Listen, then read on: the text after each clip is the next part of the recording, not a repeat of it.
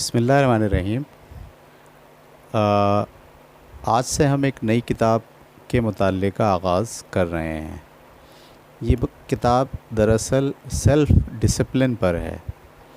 Leadership کی studies کے دوران ایک لیڈر کے لیے ضروری ہے کہ وہ اپنے اندر ڈسپلن کو پیدا کرے۔ یہ ڈسپلن بہت ضروری ہوتا ہے کسی بھی مقصد تک پہنچنے کے لیے۔ طریقہ کار کا تعین ہم اس طرح کرتے ہیں کہ سب سے پہلے بہت سوجھ بوجھ کے ساتھ، سوچ سمجھ کے ساتھ ہم اپنی زندگی کے کسی مقصد کا تعین کرتے ہیں، اور اس مقصد کو پھر ہم چھوٹے چھوٹے پارٹس میں توڑ لیتے ہیں، اور ان چھوٹے چھوٹے پارٹس کو روزانے کی بنیاد پر ہم اس پر عمل کرنا شروع کرتے ہیں، اور آہستہ آہستہ کام کرتے کرتے ہم اس منزل تک پہنچ جاتے ہیں جو ہمارے ویژن میں یا جو ہمارے مقصد کا پارٹ ہوتا ہے۔ اس میں مقصد بنانا بہت آسان ہو جاتا ہے۔ آپ ایک ہفتے کی محنت سے اپنے ویژن کو ڈیفائن کر سکتے ہیں، اور پھر اس کو چھوٹے چھوٹے حصوں میں بھی توڑ لیا جا سکتا ہے، لیکن اصل مسئلہ ہوتا ہے کہ اس کو آپ کیسے روزانہ کی بنیاد پر فالو کریں گے۔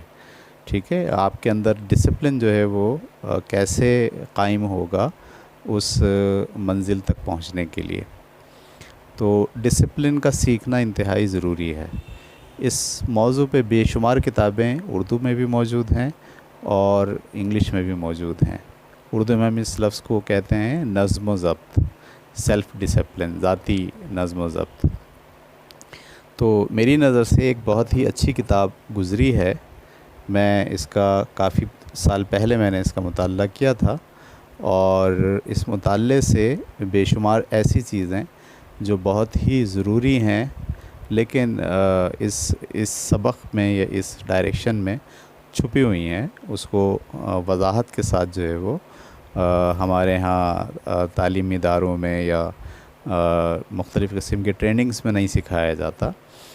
تو اس کو ہم اس لیکچر کی سیریز میں ایکسپلور کریں گے۔ یہ کتاب انگلش میں ہے، اس کا نام ہے سیلف ڈسپلن ان 10 days، یعنی 10 دنوں میں سیلف ڈسپلن آپ کیسے سیکھیں گے۔ تو یہ 10 دن تو نہیں ہیں، بلکہ 10 سبق ہیں یا 10 بنیادی اصول ہیں کہ ان کو اگر آپ فالو کریں، ان پر عمل کریں، تو کیسے آپ ڈسپلن کو اپنی زندگی میں شامل کر سکتے ہیں۔ اس کے مصنف ہیں تھیوڈور برائنٹ۔ تھیوڈور برائنٹ ایک جانا پہچانا نام ہے، لیکن یہ کتاب علمی حلقوں میں ہمارے ہاں پاکستان میں اتنی زیادہ جو ہے وہ نہ پڑھی جاتی ہے نہ پڑھائی جاتی ہے۔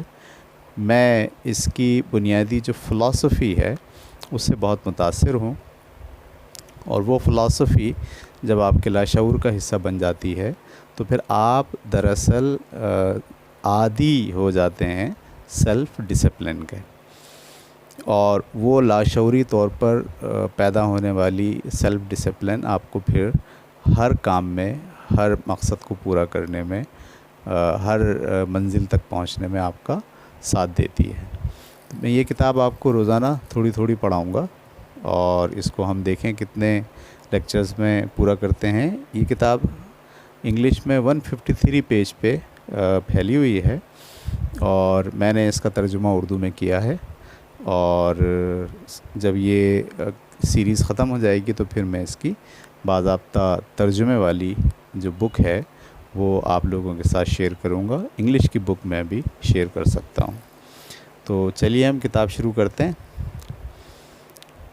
کتاب شروع ہوتی ہے ایک بنیادی تعارف سے، اور یعنی جو 10 سبق اس نے آگے پڑھانے ہیں، اس 10 سبق کے لیے ایک بنیادی فلسفی کو مد نظر رکھنا ضروری ہے۔ وہ بنیادی فلسفی شروع کے چند پیجز میں اس نے ڈیفائن کی ہے۔ تو میں پڑھتا ہوں اور ساتھ ساتھ اس کی آپ کے سامنے تشریح بھی کرتا جاؤں گا۔ مصنف لکھتا ہے، ہر نفسیاتی نظریہ تسلیم کرتا ہے کہ ہم کئی مختلف نفسوں سے مل کر بنے ہیں، یعنی ہم جو ہیں وہ ایک نہیں ہیں، ہمارے کئی پارٹ ہیں۔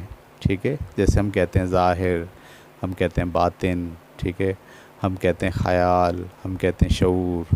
تو ہم کوئی ایک جو ہے وہ چیز نہیں ہے، بلکہ ایک سے زیادہ چیزوں سے مل کر بنے ہیں. لہٰذا ظاہر ہے ہمارے پاس خود کے ایک سے زیادہ پہلو ہیں جن کے ساتھ ہمارا مقابلہ بھی رہتا ہے. مزید برآں مشکل اس وقت پیدا ہوتی ہے جب ہم اس بات پر غور کرتے ہیں کہ ہمارے مختلف فریق مختلف سمتوں میں جانا چاہتے ہیں، اور اسی کی وجہ سے ہمارے اندر اندرونی کشمکش پیدا ہوتی ہے. کبھی کبھی ہم میں سے ایک فریق کسی نتیجہ خیز سرگرمی میں مشغول ہونا چاہتا ہے، جیسے کام کی رپورٹ پر کام کرنا، کچن کی صفائی کرنا یا چیک بک کو بیلنس کرنا. لیکن ہم میں سے ایک اور فریق ٹیلی ویژن دیکھنا چاہتا ہے. یعنی ہمارے ہی شخصیت کے جو دو پہلو ہیں، اس میں سے ایک پہلو چاہتا ہے کہ ہم ضروری کام نمٹا لیں، اور ایک دوسرا جو پہلو ہماری ہی شخصیت کے اندر ہے وہی چاہتا ہے کہ میں ٹیلی ویژن دیکھ لوں، چاکلیٹ چپ کو جو ہے وہ کوکیز بنا کے کھا لوں، یا کچھ ایسا کرنے سے بچنے کے لیے جسے ہم وقت کا نتیجہ خیز استعمال سمجھتے ہیں. دوسرے لفظوں میں آپ کا ایک حصہ ایسا ہے جو خود نظم و ضبط نہیں چاہتا. صحیح ہے؟ ہمارے باڈی میں، ہمارے اندر، ہماری اپنی سوچ میں دو طرح کے لوگ ہیں.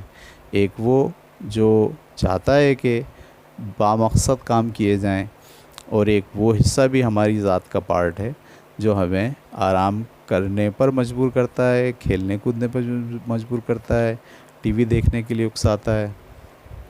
آپ کے اس طرف ہم ہائٹ کو کال کریں گے.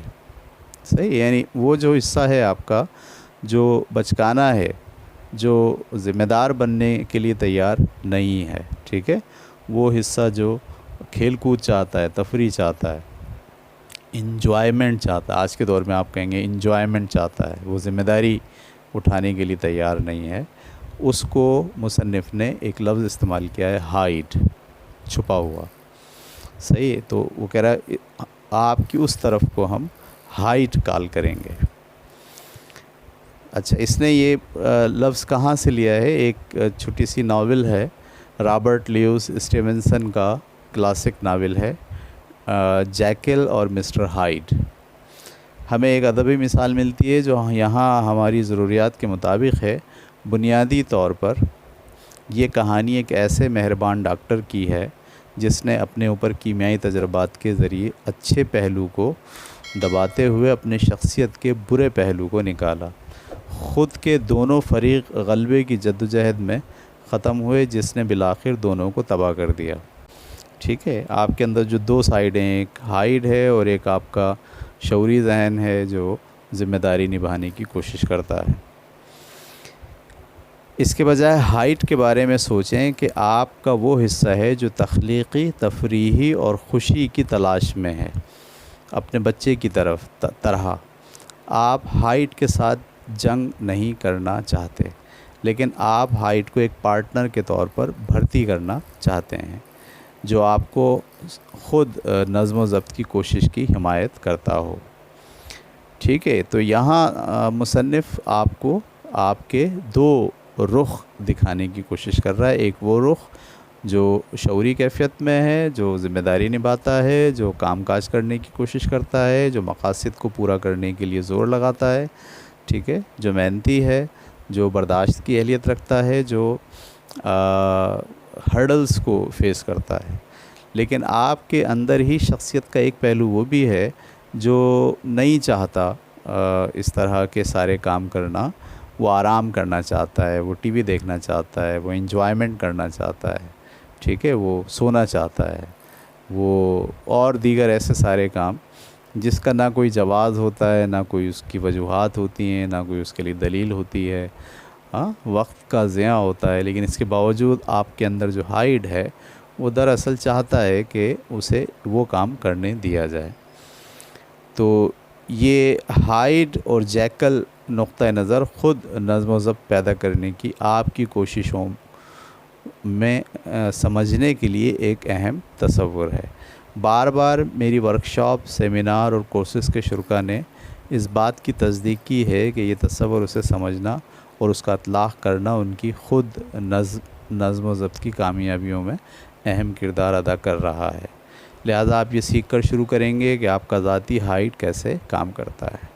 ٹھیک ہے، اس نے بتایا ہے کہ میں اس بنیادی فلسفے کو کئی لیکچرز میں، کئی کورسز کے اندر، سیمینارز میں پیش کر چکا ہوں، اور بہت سے لوگ سمجھتے ہیں کہ واقعی اس تصور کی وجہ سے انہیں بہت فائدہ ہوا ہے۔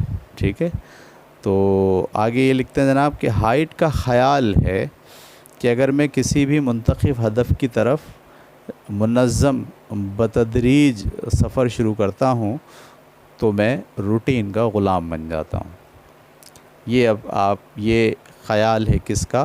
آپ کے اس پہلو کا، یا ہمارے اس پہلو کا جو دراصل ہائٹ ہے، اس کا کیا بیانیہ ہے؟ اس کا بیانیہ یہ ہے کہ اگر میں کسی بھی منتخب ہدف، یعنی جب میں کسی گول کو اچیو کرنے کے لیے دوڑتا ہوں، کسی خاص کام کو کرنے کے لیے، کسی منزل تک پہنچنے کے لیے، ٹھیک ہے، جب میں کام کرتا ہوں، بتدریج سفر شروع کرتا ہوں ڈے بائی ڈے، تو کیا ہوتا ہے؟ تو نمبر 1، میں روٹین کا غلام بن جاؤں گا، میں اپنی آزادی کھو دوں گا، میں اپنی تفریح کا احساس کھو دوں گا، میں ذمہ داریوں کے سمندر میں ڈوب جاؤں گا، میں خود پر بہت زیادہ دباؤ ڈالوں گا۔ یہ دراصل بنیادی جو ہے وہ مقدمہ ہے ہائٹ کا، ہمارے اس ذمہ دار پہلو کے ساتھ۔ ٹھیک ہے، ہمارا ذمہ دار پہلو کوشش کرتا ہے، لیکن ہمارا ہائٹ کہتا ہے نہیں، یہ جو آپ کر رہے ہو اس سے تو میں روٹین کا غلام بن جاؤں گا، اس سے تو میری تفریح ماری جائے گی، ٹھیک ہے، اس سے تو میرے اوپر بڑا پریشر آ جائے گا، یہ تو میں نہیں کروں گا۔ ٹھیک ہے، ہم سب کی اپنی شخصیات کا باغی پہلو ہے ہائٹ، جو کسی بھی قسم کی بتدریج کوشش کے خلاف مزاحمت کرتا ہے۔ یہ باغیانہ بیج ہم بچپن سے لاتے ہیں۔ پہلا لفظ جو بچہ زور سے کہنا سیکھتا ہے وہ ہے نہیں، جو بچہ ہم بھی کبھی تھے، اب بھی ہمارے اندر رہتا ہے۔ صحیح ہے، جب ہم بچے تھے وہ بچہ آج بھی ہمارے اندر رہتا ہے، جو ہر چیز کے بارے میں ہمیں کہتا ہے نہیں، ایسا نہیں ہو سکتا۔ ٹھیک ہے، اور ہر بچہ اتھارٹی سے لڑتا ہے۔ ہائٹ، جسے ہم آپ کے اندرونی بچوں کی طرح باغی کہیں گے، کسی بھی قسم کی اتھارٹی سے لڑنا چاہتا ہے، چاہے وہ اتھارٹی آپ ہی ہوں۔ ٹھیک ہے، وہ اتھارٹی تسلیم کرنے کے لیے تیار نہیں ہے، چاہے وہ اتھارٹی باہر کے لوگ ہوں یا خواہ آپ ہی ہوں۔ یعنی آپ کا ہائٹ خود آپ کی اپنی اتھارٹی ماننے کے لیے بھی تیار نہیں ہوتا۔ ہائٹ لاشعوری طور پر کہتا ہے کوئی مجھے نہیں بتا سکتا کہ مجھے کیا کرنا ہے۔ صحیح ہے، کوئی مجھے نہیں بتا سکتا کہ مجھے کیا کرنا ہے، یہاں تک کہ میں خود بھی نہیں۔ آپ جلد ہی جان لیں گے کہ آپ کا ذاتی ہائٹ آپ کی ذاتی نظم و ضبط کی کوششوں کو سبوتاژ کرنے کے لیے کس طرح کام کرتا ہے۔ آپ یہ بھی سیکھیں گے کہ اس خود ساختہ منفی اثر کا مقابلہ کیسے کیا جائے، لیکن ہوشیار رہیے، آپ کو ہائٹ سے راستے کے ہر قدم پر مزاحمت کا سامنا کرنا پڑے گا۔ در حقیقت کیونکہ میں ہائٹ کے بارے میں آپ کی سمجھ کو بہت اہم سمجھتا ہوں، اس لیے سب سے پہلی چیز جو ہم کرنے جا رہے ہیں وہ یہ ہے کہ آپ کو بتایا جائے کہ ہائٹ اس کتاب میں بتائے گئے نظام کو نافذ کرنے میں آپ کی کوششوں کو کیسے روکے گا۔ ٹھیک ہے، یعنی کتاب اس مرحلے میں داخل ہو گئی ہے کہ جہاں پر وہ ہائٹ کی تھوڑا سا اینالائزنگ کرے گا کہ ہائٹ کیسے کس کس پینترے سے، کس کس چالاکیوں سے، کون کون سے بھیز بدل کر آپ کو بنیادی طور پر اپنے سیلف ڈسپلن کے پورے پروسیس کو سبوتاژ کرتا ہے، اس کو ختم کر دیتا ہے۔ یہ دیکھیے، جب آپ لاشعوری طور پر یہ بات سمجھ جاتے ہیں کہ ہائٹ کیا ہے اور وہ کیسے کام کر رہا ہے، اور یہ بات آپ کے لاشعور میں پیوست ہو جاتی ہے، آپ کے ذہن کا اور سوچ کا حصہ بن جاتی ہے، تو پھر آپ ہر لمحے جب بھی اپنے کسی ڈسپلن کو فالو کرنے چلتے ہیں تو آپ ہائٹ کو سب سے پہلے ہرا ڈالتے ہیں۔ ٹھیک ہے، تو ذاتی نظم و ضبط کی ترقی کی طرف آپ کے سفر پر آپ کو اپنے باہر کے متعدد ذرائع سے ٹارپیڈو کا سامنا کرنا پڑے گا، لیکن آپ کی سب سے مشکل مخالفت اندر سے آئے گی۔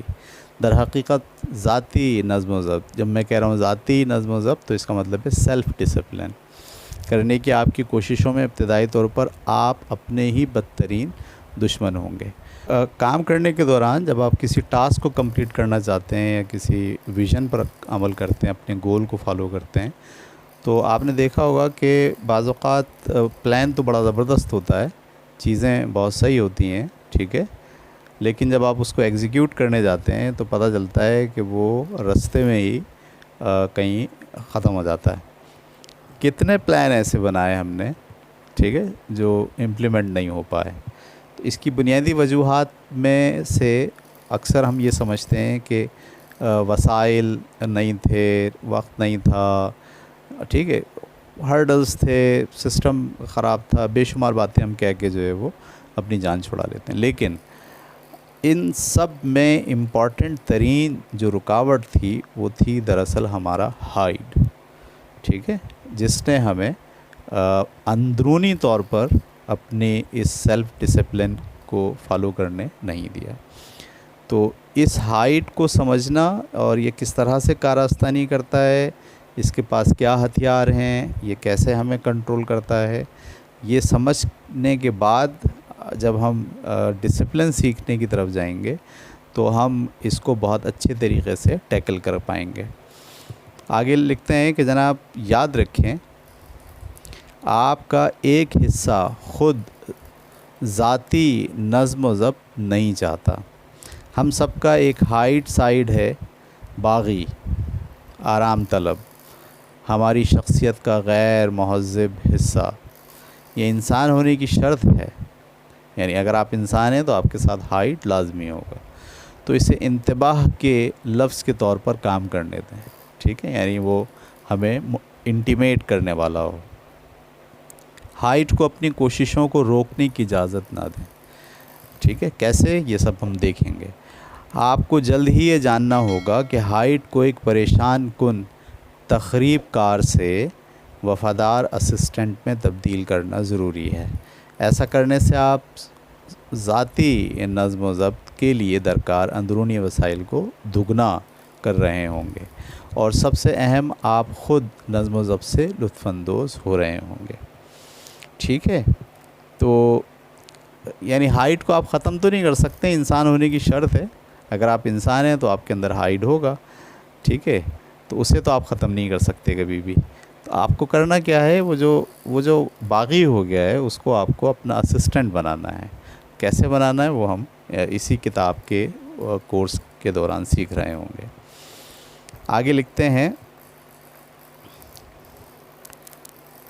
بجائے اس کے کہ اسے آپ اپنے خلاف مسلسل جدوجہد کرنے کا تجربہ کرتے رہیں، اس کے خلاف، جیسا کہ ہم پہلے ہی قائم کر چکے ہیں، ہم آپ کے اس حصے کو کال کرنے جا رہے ہیں جو ذاتی نظم و ضبط نہیں چاہتا، ہائڈ۔ یعنی بجائے اس کے کہ ہم سیلف ڈسپلن کو سیکھنا شروع کر دیں اور پھر راستے میں مسلسل اسی کی وجہ سے بار بار تنگ ہوتے رہیں، تو کیوں نہ ہم سب سے پہلے اسی کے ساتھ دو ہاتھ کر لیتے ہیں، ٹھیک ہے۔ اسی کو کال کرنے جا رہے ہیں جو ذاتی نظم و ضبط نہیں چاہتا، جسے ہم ہائٹ سمجھتے ہیں۔ ہائٹ نہ صرف آپ کی تمام کمزوریوں، خوف اور عدم تحفظ کو جانتا ہے، بلکہ یہ بھی جانتا ہے کہ انہیں آپ کے خلاف کیسے استعمال کرنا ہے۔ آپ کے اندر کا یہ منحوس چھوٹا سا تصور آپ کو اس کتاب میں بیان کردہ پروگرام پر عمل کرنے سے روکنے کے لیے دستیاب ہیرا پھیری کے ہر طریقوں کو استعمال کرنے کا ارادہ رکھتا ہے۔ یعنی ابھی بھی جب آپ ایکچولی اس کتاب کو پڑھنے جا رہے ہیں تو ہائڈ ہی کوشش کرے گا کہ آپ کو یہ کتاب بھی پڑھنے نہ دے۔ وہ بولے یہ کتاب جو ہے نا یہ صحیح نہیں ہے، بیکار کتاب ہے، ٹھیک ہے۔ ہائٹ جانتا ہے کہ ایک بار جب آپ خود نظم و ضبط پیدا کر لیں گے تو آپ خود اپنے مالک بن جائیں گے۔ اس کا مطلب یہ ہے کہ ہائٹ کے پردے کے پیچھے چھپ کر پھر وار نہیں چل پائیں گے۔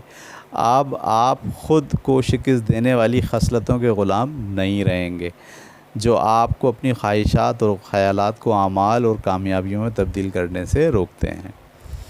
ٹھیک ہے، یقین رکھیں ہائٹ بچکانہ طور پر تعاون کی مزاحمت کرے گا، لہذا آپ کی بہترین حکمت عملی یہ ہے کہ اپنے آپ کو ہائٹ کے حربوں سے واقف ہو جائیں، کر لیں، جن میں سے زیادہ تر لاشعوری سطح پر کام کرتے ہیں، جہاں آپ ان سے واقف نہیں ہیں، لیکن ہائٹ کے آپریشن کے طریقہ کار سے خود کو واقف کر کے آپ جلد ہی ہائٹ کو اپنے خلاف کام کرنے کے بجائے آپ اسے اپنے ساتھ کام کرنے پر مجبور کر دیں گے۔ اگلا چیپٹر جو ہے، جو اگلی ویڈیو ہوگی، اس میں ہم کیا چیزیں آپ سے ڈسکس کریں گے وہ ہم یہاں اس کا تعارف کرا دیتے ہیں، پھر اگلی ویڈیو میں انشاءاللہ۔ اگلا باب آپ کی کوششوں کو زہر دینے کے لیے ہائٹ کی 5 پسندیدہ ٹیکنیکس سے متعلق ہے، ٹھیک ہے؟ ہائٹ کس طرح سے 5 ٹیکنیکس آپ پر لگاتا ہے۔ اگرچہ زہر کے ان تمام برانڈز میں کچھ اجزاء مشترک ہیں، آپ کا ہر ایک پر الگ الگ غور کرنا آپ کو سمجھدار بنائے گا، اس طرح آپ ان میں سے کسی کے لیے کم سینسٹیو ہوں گے۔